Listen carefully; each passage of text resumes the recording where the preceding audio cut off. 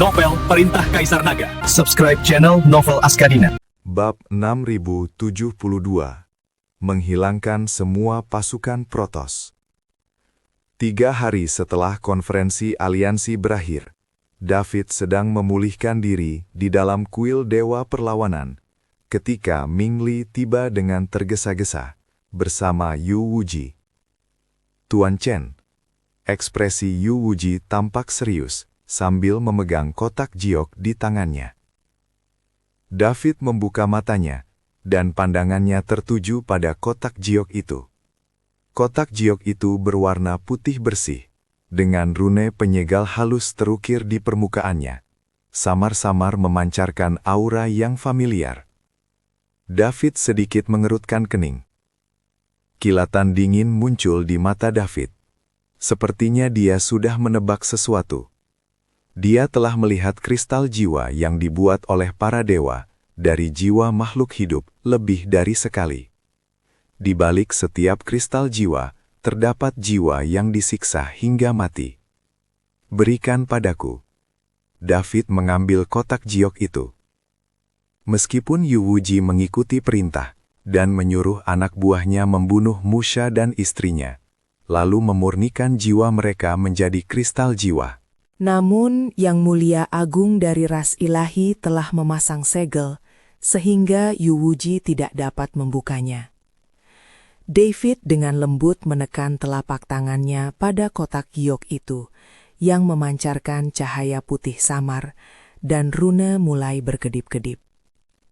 Bagi David, yang mahir dalam formasi rune, segel ini seperti selembar kertas tipis, yang dapat dengan mudah ditembus hanya dengan satu tusukan.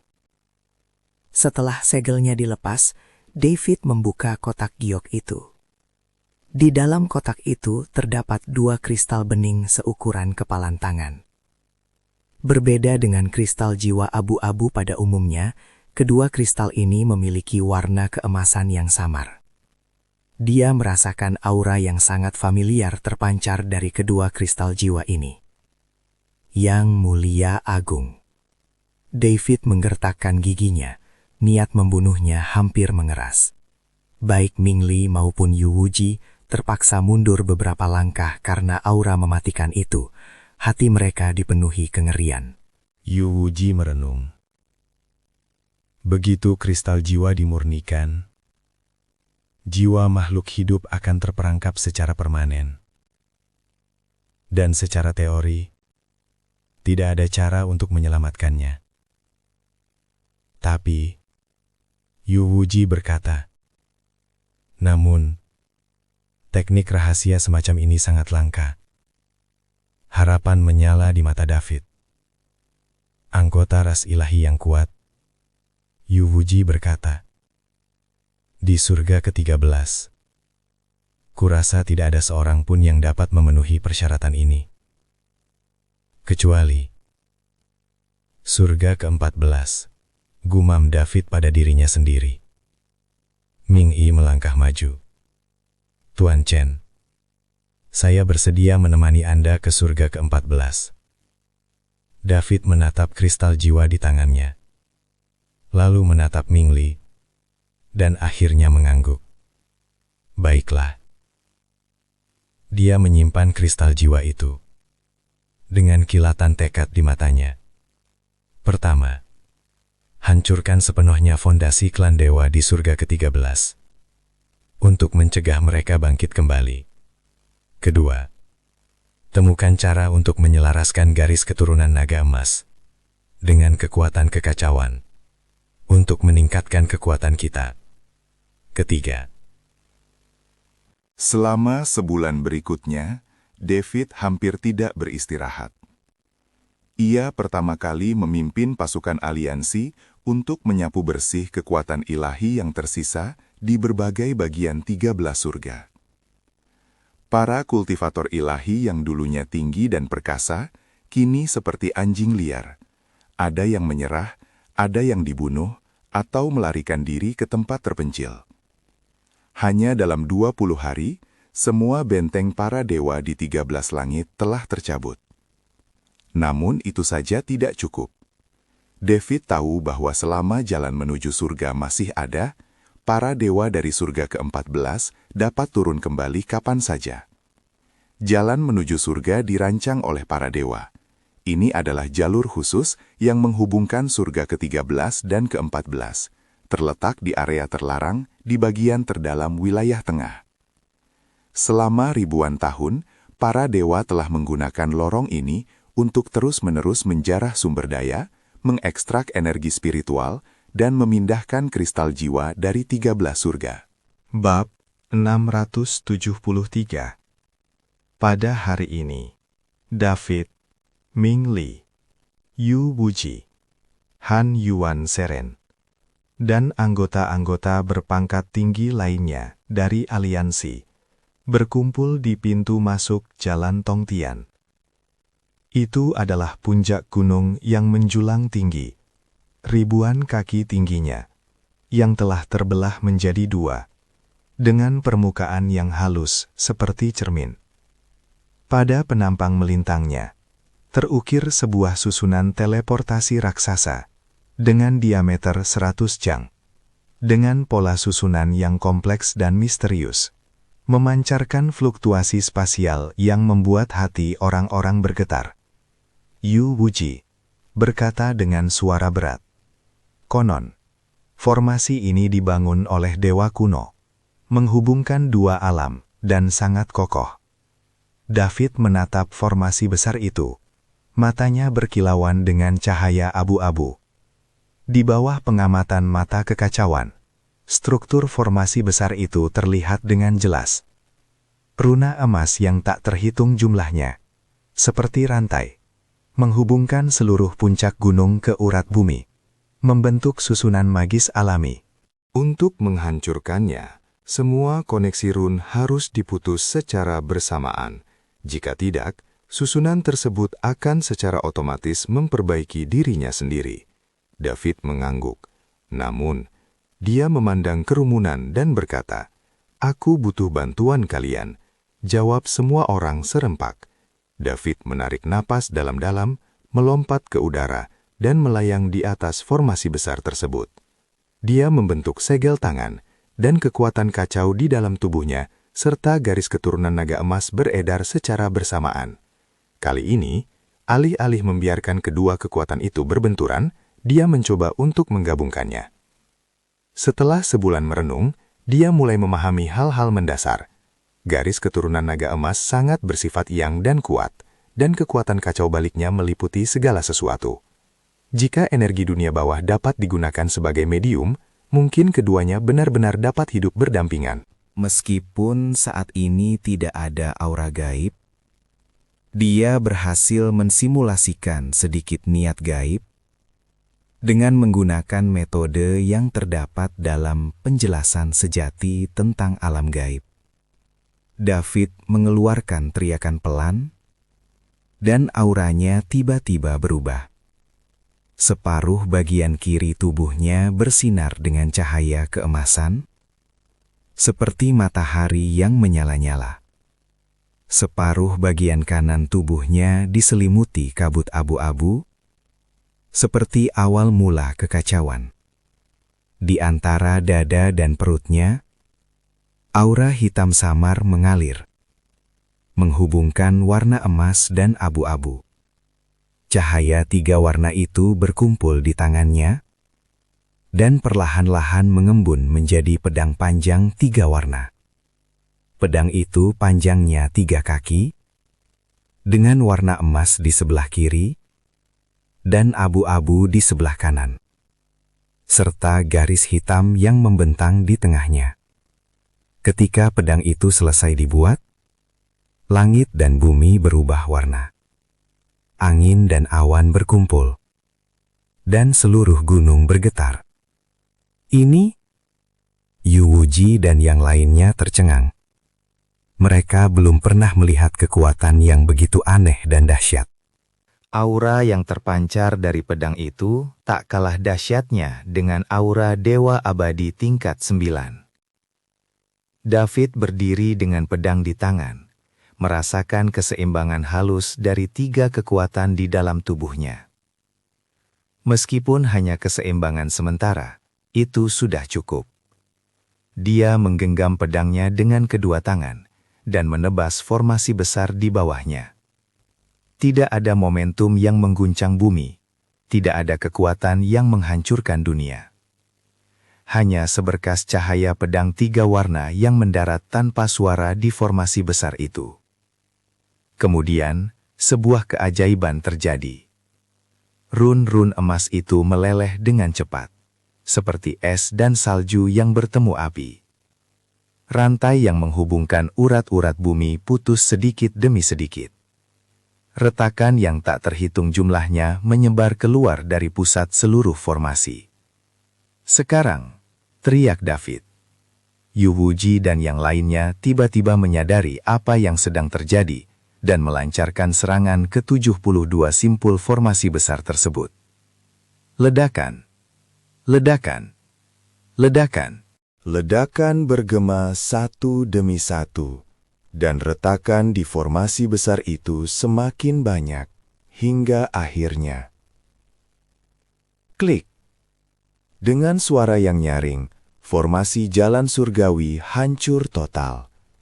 Run emas yang tak terhitung jumlahnya lenyap sebagai titik-titik cahaya, dan seluruh gunung mulai runtuh. Tanah terbelah membentuk jurang yang dalam dan tak berdasar, dan tempat itu bergetar hebat, seolah-olah itu adalah akhir dunia. Namun semua orang tahu bahwa ini bukanlah akhir dunia, melainkan awal yang baru. Dengan hancurnya jalan menuju surga, para dewa surga ke-14 harus membayar 10 atau bahkan 100 kali lipat harganya jika mereka ingin turun ke surga ke-13 untuk mencuri sumber daya. 13 surga akhirnya benar-benar terbebas dari kendali para dewa, seru Mingli dengan gembira. Guru Hanyuan menangis tak terkendali.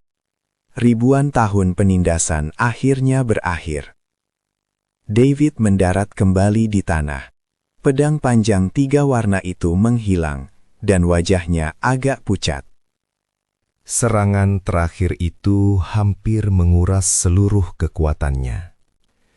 Keseimbangan ketiga kekuatan ini sangat tidak stabil, dan kesalahan kecil dapat berakibat buruk. Aku harus segera sampai ke kota dunia bawah, pikir David dalam hati. Bab 6074, Masa Depan yang Cerah. 3 hari kemudian, David untuk sementara menyerahkan urusan aliansi kepada Yu Wuji dan yang lainnya, sementara dia bersiap untuk pergi ke kota Yaoming. Tanya saudari ketiga rubah. David menggelengkan kepalanya. Tidak perlu. Lingkungan kota Netherworld itu istimewa, dan kau akan merasa tidak nyaman jika pergi ke sana. Dia berhenti sejenak, lalu berkata, "Selama saya pergi, saya mempercayakan urusan aliansi kepada kalian semua." "Jangan khawatir, Tuan Chen," kata semuanya serempak. David mengangguk. Lalu dia dan Ming Li berubah menjadi 2 garis cahaya, terbang menuju kota dunia bawah. Setelah tiba kembali di kota dunia bawah, David menerima sambutan yang luar biasa meriah. Yu Mingzi secara pribadi keluar kota untuk menyambut mereka, diikuti oleh ratusan anggota berpangkat tinggi dari klan hantu. Ketika David menunjukkan tanda-tanda menggabungkan garis keturunan naga emasnya dengan kekuatan kekacauan, seluruh kota dunia bawah menjadi gempar. Garis keturunan naga emas, kekuatan kekacauan. Janggut Yu Mingzi bergetar karena kegembiraan. David langsung ke intinya. "Tetua, saya datang ke sini untuk 2 hal. Pertama, untuk mencari cara menyelaraskan garis keturunan naga emas dengan kekuatan kekacauan." Yu Mingzi memimpin David jauh ke dalam istana Yuming, mengaktifkan berbagai lapisan pembatasan untuk memastikan tidak ada yang mengganggunya. Yu Mingzi berkata dengan sungguh-sungguh, garis keturunan naga emas sangat yang, diliputi oleh kekuatan kekacauan. Sementara Qi dunia bawah sangat yin. Keseimbangan yin dan yang memang merupakan metode harmoni. Yu Mingzi mengangguk. Baiklah. Kalau begitu, aku akan menyampaikan kepadamu penjelasan sejati tentang alam bawah secara lengkap, yang berisi teknik kembali ke asal yin-yang, metode tertinggi untuk menyelaraskan kekuatan yin dan yang. Namun, dia berhenti sejenak. Untuk menguasai teknik ini, seseorang perlu secara bersamaan memasukkan energi yin dan yang ekstrim ke dalam tubuh. Ini sangat menyakitkan, dan tingkat keberhasilannya kurang dari 30%. Sudah dikonfirmasi, jawab David tanpa ragu. Mata Yu Mingzi menunjukkan rasa terima kasih. Kalau begitu, mari kita mulai hari ini, jawab Ming Li dengan sungguh-sungguh. Selama 7 hari berikutnya, David mengasingkan diri di 9 mata air dingin Nether di bagian terdalam kota Netherworld. Air di mata air dingin sangat yin dan dingin. Para kultivator biasa akan membeku saat menyentuhnya. David duduk tegak di mata air, secara bersamaan mengalirkan garis keturunan naga emas dan kekuatan kekacauan, menggunakan Qi dunia bawah sebagai media untuk mengolah teknik kembali ke asal yin-yang. Pada hari pertama, seluruh tubuhnya membeku, seperti patung es.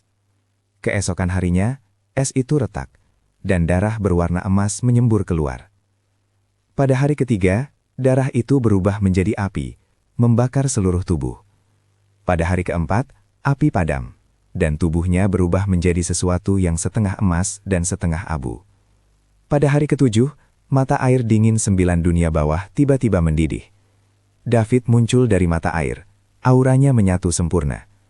Cahaya keemasan, abu-abu dan hitam mengalir harmonis di dalam tubuhnya, tanpa konflik lebih lanjut. Teknik yin-yang kembali ke asal telah selesai. Saat ini, meskipun tingkat kultivasi David masih berada di puncak peringkat pertama alam abadi atas, kekuatan tempurnya yang sebenarnya mungkin sebanding dengan peringkat ke-9 alam abadi atas. Yang lebih penting lagi, ia menemukan cara untuk membuat ketiga kekuatan itu hidup berdampingan. Dan sejak saat itu, ia tidak lagi memiliki kekhawatiran. Selamat teman muda Chen.